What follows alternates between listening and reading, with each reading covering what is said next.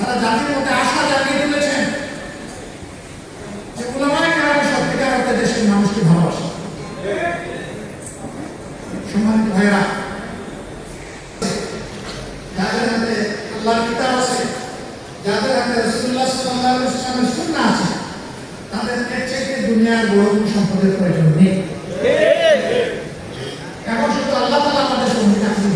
আলহামদুলিল্লাহ, আমরা বিশ্বাস করি এই জাতির প্রকৃত বন্ধু এবং সঙ্গী হচ্ছেন আল্লাহ রাব্বুল আলামিন। আমরা আপনাদের সঙ্গে থাকছি।